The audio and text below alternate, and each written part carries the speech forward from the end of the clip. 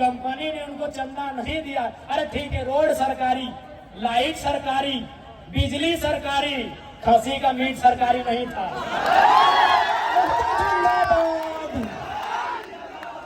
बांकुड़ा का रसगुल्ला सरकारी नहीं था, पुरुलिया का गाजा सरकारी नहीं था, और झाला का मिठाई सरकारी नहीं था। ये सबको मालूम है।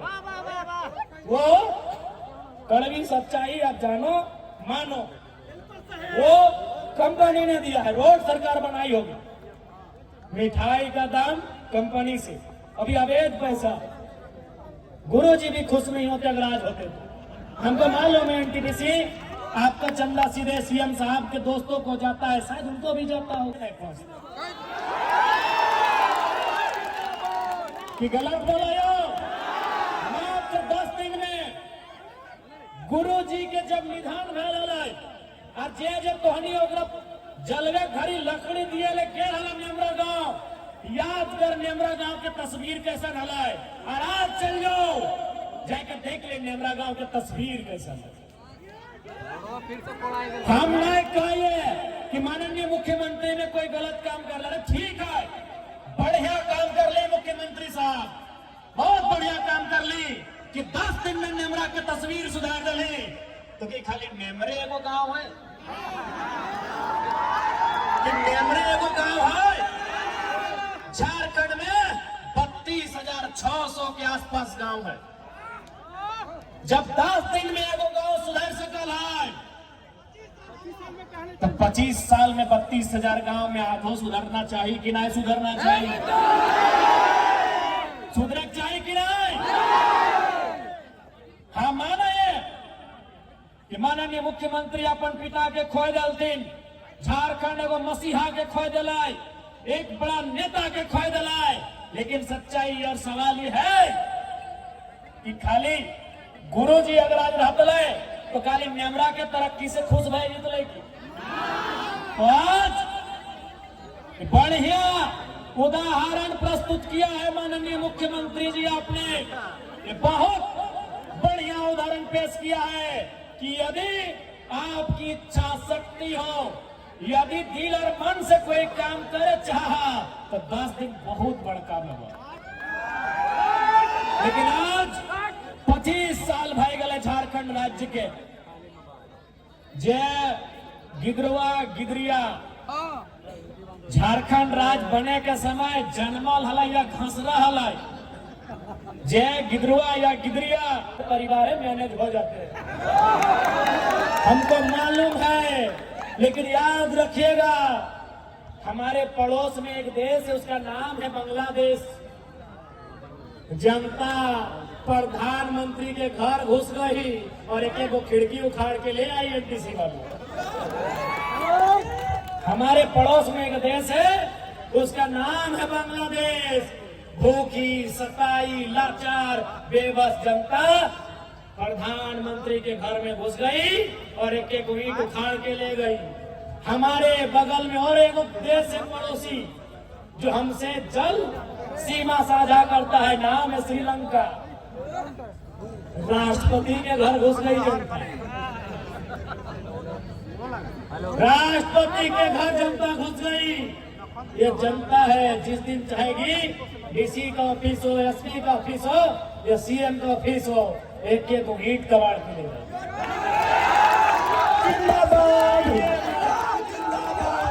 सत्ताइए मां विकास के विरोधी नहीं है।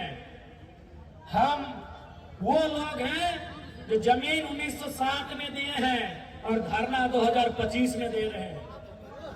हम वो लोग हैं कि जमीन 1970 में दिए हैं और आज आपके सामने हाथ फैला रहे हैं। इसलिए समय आपका है, हम ये भी मान रहे हैं, लेकिन समय बदलने में समय नहीं लगता। ये भूखी प्यासी जनता जिस दिन खड़ी हो गई, जिस दिन खड़ी हो गई, याद रखिएगा ये किसी को नहीं पहचानने वाली। और ये भी मेरे किसानों यह भी याद रखिएगा महात्मा गांधी को वास्तव में हीरो किसने बनाया? क्या आप जानते हैं? नहीं जानते हैं? महात्मा गांधी को हीरो चौपारण के किसानों ने बनाया। आप नहीं जानते हैं? पढ़िए गांधी जी का चैप्टर, पढ़िए किसान राजकुमार शुक्ला का गांधी को निमंत्रण। सवाल है, what is the turning point in the life of Gandhi? आपने पढ़ा होगा, पढ़ा है कि नहीं? What is the turning point in the life of Gandhi? वो चौपारण के किसान थे जिन्होंने गांधी के जीवन को बदला था। अरे आपने सरदार पटेल का नाम सुना होगा, क्या उनका नाम सरदार पटेल था? जी नहीं, उनका नाम वल्लभ भाई पटेल था।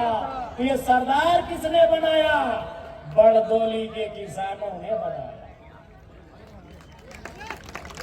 ये किसान की ताकत को जान नहीं रहे हैं, ये किसान की ताकत को पहचान नहीं रहे हैं। अरे किसानों ने गांधी और सरदार बनाया, आप कौन है? किसानों ने गांधी और सरदार बनाया, आप कौन है? किसान बनाने वाले हैं। किसानों ने बनाया है, किसानों ने फसल उगाया है। जिस दिन काटने पे आ गए ना, जिस दिन बिगाड़ने पे आ गए ना, ये पुलिस, ये प्रशासन ये चुपचाप देखती रह जाएगी, ये देखती रह जाएगी। इसलिए हक, यदि पूंजी तुम्हारी है, सुनो कंपनी वालों, आपसे हमारी कोई शत्रुता नहीं है। शत्रुता आपकी नीतियों से है, आपकी गलत नीतियों से है। यदि पूंजी तुम्हारी, जमीन हमारी। यदि पूंजी तुम्हारी, जमीन हमारी, बराबर की करो अब हिस्सेदारी। तुम कहां के हो? किसानों, हम यहीं के हैं। ये खेत हमारा है, ये गांव हमारा है। टाटा फारसी है। अरे भाई, बाकी विधायक लोग मुंह चुप रखे, वो डरे तो डरे। डुमरी विधायक सीना ठोक के बोलता है, Tata is not an Indian.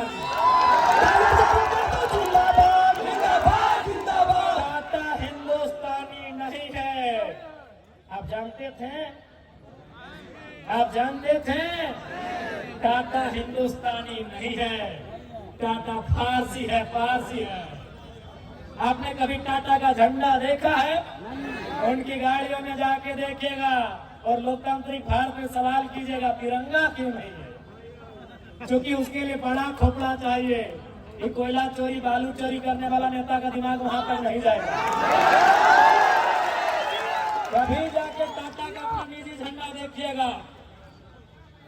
भैया पीएचडी कर रहे हैं, उसका काम ही होता है रिसर्च करना। हम लोग हर जगह रिसर्च करते हैं। कभी भी टाटा का निजी झंडा देखिएगा, आपको बता देगा वो कहाँ का है। वहाँ तिरंगा नहीं होता है मेरे भाई में, उनका अपना झंडा होता है। Because they are not Indian, नहीं है वो भारतीय। हम यहीं के हैं, हम यहाँ के इंडिजीनियस है। We are real Indians. लेकिन आज हमारी वैल्यू कहाँ? क्योंकि आज भले भारत का संविधान कहे कि हम समाजवाद भारत का निर्माण करते हैं, लेकिन गांव में आकर देखिए, हमने पूंजीवाद भारत बनाया है, हमने एनटीपीसी का भारत बनाया है, हमने टाटा का, हमने बिड़ला का, हमने अडानी का, हमने अंबानी का भारत बनाया है। ये कड़वी सच्चाई है। आज याद रखिएगा, अंग्रेजों के कालखंड में जब 15 अगस्त 1947 में अंग्रेज भारत को छोड़ के चले गए, आप एक रिसर्च करिए कि भारत की आबादी क्या थी। 30 करोड़ से 35 करोड़ होगी। यह भी रिसर्च करिए कि भारत की गरीबी का दर क्या होगा, भारत की अशिक्षा का दर क्या होगा, भारत की बेरोजगारी का दर क्या होगा। सारे चीजों को रिसर्च करिए, आपको पता चलेगा। आज 70 साल बाद आजाद भारत में इंडिपेंडेंट इंडिया में, अपने भारत में हम अंग्रेजों से कई ज्यादा गुना बेकार हालत में आ गए हैं। गरीबी अगर अंग्रेजों के टाइम 5% थी, आज 25 के आसपास हो गई है। भुखमरी अगर अंग्रेजों के टाइम 7% होगी, आज 28% हो गई होगी। यदि शिक्षा अंग्रेजों के टाइम 2% होगा, आज वो 15% के पार कर गया होगा। तो सवाल तो बनता है कि अंग्रेज अपने नहीं थे, फिर भी इतना अच्छा था। आज क्या हुआ? आज क्या हुआ? उसका जवाब भगत सिंह के जेल डायरी में है। क्या उत्तर है? भगत सिंह ने जेल डायरी में क्या कहा है कि हम आजादी गोरों से तो ले लेंगे, हम आजादी गोरों से तो ले लेंगे, लेकिन ये आजादी चंद मुट्ठी भर गोरों के हाथ तक सीमित नहीं रहनी चाहिए। गोरे चले गए, गोरे राज कर रहे हैं, सांवले राज कर रहे हैं। काला नहीं बोलेंगे, वो रंग भेद में आ जाएगा, उसके लिए माफ नहीं बोलेंगे। बोलिए, खोल के बोलिए। सांवला का ठीक है। भगत सिंह की वही चिंता थी कि आजादी तो हम ले लेंगे चरका लोग से, अंग्रेजों से तो हम आजादी ले लेंगे, लेकिन हम क्या वो आजादी गांवों तक ले जाएंगे? क्या वो आजादी खेतों तक ले जाएंगे? क्या वो आजादी खलिहानों तक ले जाएंगे? ये सवाल था भगत सिंह का। इसीलिए आज जो हमारी दशा है, आज जो हमारी दुर्दशा है, ये अंग्रेजों से भी बदतर हो गई है। कारण यहाँ की लीडरशिप, कारण यहाँ के ब्यूरोक्रेट्स। अगर वे लोग ईमानदारी से काम करने लगे तो हमारा देश, हमारा राज्य सबसे खुशहाल होगा। इसलिए आज मैं आप सभी से आग्रह करता हूं कि अब ये नए तरीके की लड़ाई है, ये नए दौर की लड़ाई है। इस लड़ाई को लड़ने की जरूरत है, इस लड़ाई को लड़ने की जरूरत है, क्योंकि ये लड़ाई रोजी रोजगार की है, ये लड़ाई रोटी की है, ये लड़ाई पेट के भूख की है।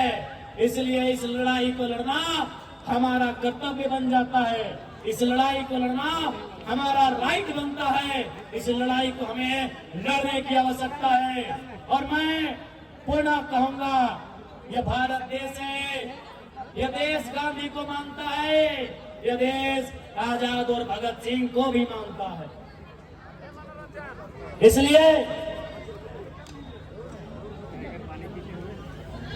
इसलिए यदि हमारी लड़ाई, हम पहली लड़ाई की शुरुआत महात्मा गांधी के सत्याग्रह से करेंगे, हम अपनी लड़ाई की शुरुआत गांधी के सत्याग्रह आंदोलन के तर्ज पर करेंगे, और बात नहीं बना तो भगत सिंह के बम धमाके से भी सीख लेंगे।